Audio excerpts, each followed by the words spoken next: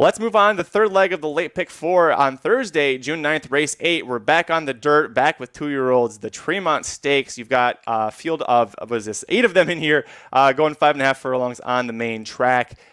Where are you going on top in this spot, buddy? This is where I'm singling, actually. I'm going to single in this race. I really like the number 4, No Nay Hudson. I thought he was fantastic on debut at Keeneland. One of the better Wesley Ward debuters at Keeneland in that beat. We know he debuts so many that are so good. But, this horse on the dirt, got it done. Really doesn't have like a great dirt pedigree, but looked great in this race, and I think is coming into this one with a real good shot. Johnny Velazquez rides for Wesley Ward. We saw this angle last year start to develop where Velazquez is usually on Ward's best horses. He gets them out here, and that was kind of the thing that put me over the edge. This is an interesting field, though, right? Because you've got a field of, 8 horses, and they're all coming from different tracks. Like, they're coming from everywhere. We've got an Evangeline horse. We've got a Gulfstream horse. Woodbine, Parks, Belmont, of course. But yeah, I think that race at Keeneland was strong enough to get it done here. I think No Nay Hudson makes it 2 for 2. They are all coming from 8 different tracks. Yeah. Holy cow. Woodbine, Parks, Laurel, Keeneland, Belmont, Evangeline, Churchill, and Gulfstream.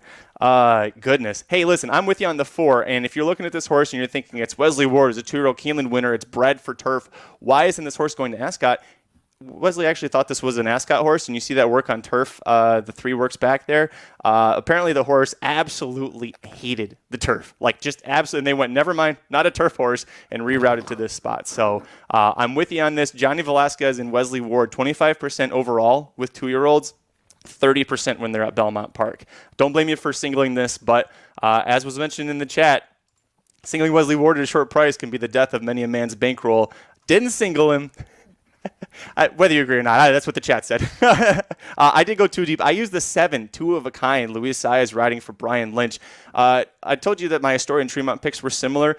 This horse was also forced to break from the rail in debut, kind of like Devious Dame or Cajun Breeze. Sorry, Girl By, not Cajun Breeze. I'm so sorry. Anyways, let's get back on track here. 2 of a kind, forced to break from the rail on the debut. Finished well, yet that really long stretch at Churchill Downs. Belmont Park is a very, very long stretch, so you're going to have to be able to do that again. And again, now you're drawn outside every horse except for one rival. Luis Saez is going to stay aboard. He's leaving Valenzuela Day, the 5 horse that Joel Rosario is going to ride. That horse is coming in with a 76 buyer. That's the highest in the field. So I think this horse has got potential if the 4 doesn't fall apart. But again, I'm not going to knock you one bit for singling No Nay Hudson. You know, I had the 7 on the ticket, ended up taking the 7 off. The big deal is if I have the 7 on, it's a $54 ticket. I don't want to spend that on this. I thought 27 was about right. If you have a bigger bankroll, you want to spend the 54, I wouldn't. This would be the one I'd put on. Like, I wouldn't talk you off the 7 whatsoever. You pointed out the big thing. I really liked the 5's debut race. I thought that was a really sharp effort. The field was, I thought, had some potential horses in that one.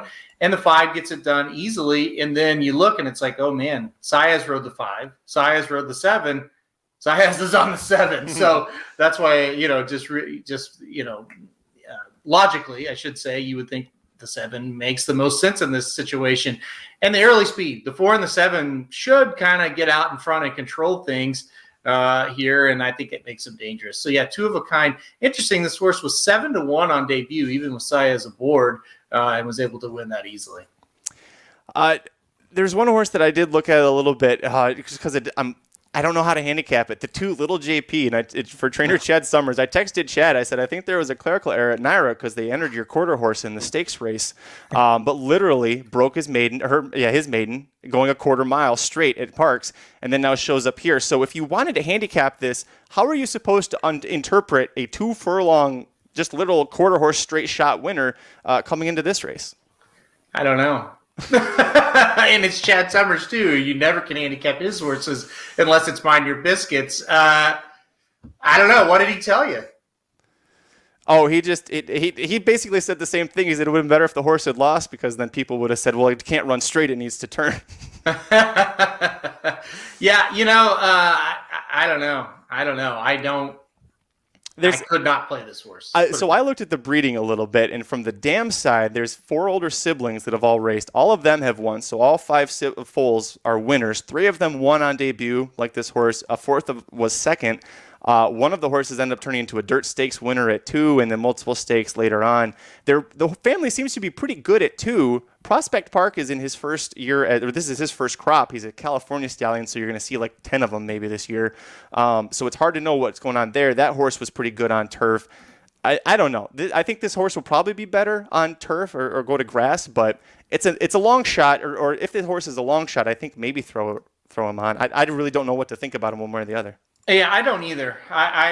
You don't see that very often. You see some 2 furlong races at Mountaineer, right? Kind of, but sometimes Prairie Meadows are running. But at Parks for 2-year-olds, it was kind of a weird thing for sure.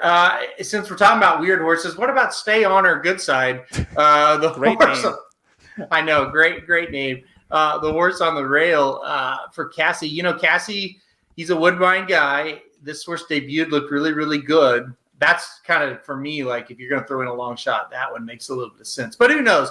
The dirt is definitely a question mark for this horse. That race, of course, was on synthetic. So, but a pedigree that says the dirt might not be too bad of a thing for this colt. Honor code, just 7% overall with first-time starters, but he is 18% synthetic sprinting. So maybe that kind of helped balance out the other side of the thing. I really do. I kind of wanted to use Stay On Good Side. I really do love that name. That's a great name. It's a great name, yes. Might not be a great horse, but it's a great name.